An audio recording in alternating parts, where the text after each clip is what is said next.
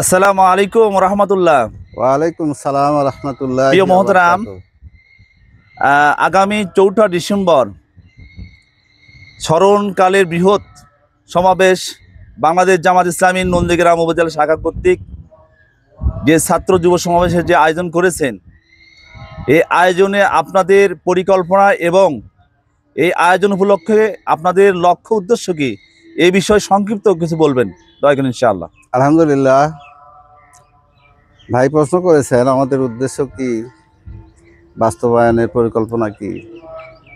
বাস্তবায়ন করার জন্য আমরা কমিটি করেছি, এখানে উপদেষ্টা কমিটি করা হয়েছে, এখানে বাস্তবায়ন কমিটি করা হয়েছে, এখানে ম্যানেজমেন্টের জন্য আমরা শৃঙ্খলা কমিটি করেছি। এখানে চিকিৎসার ব্যবস্থা থাকবে, প্রাথমিক চিকিৎসার ব্যবস্থা, পানি সরবরাহের ব্যবস্থা থাকবে এবং শহরের ভেতরে তারা যেন শুনতে পারে এবং দেখতে পারে, এই জন্য আমরা এলইডির ব্যবস্থা করেছি।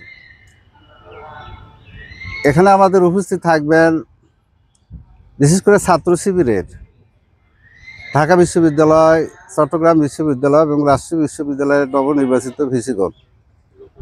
আর থাকবেন বাংলাদেশ ইসলামী ছাত্র শিবিরের সভাপতি, এনারাই হলেন আমাদের মূল গেস্ট।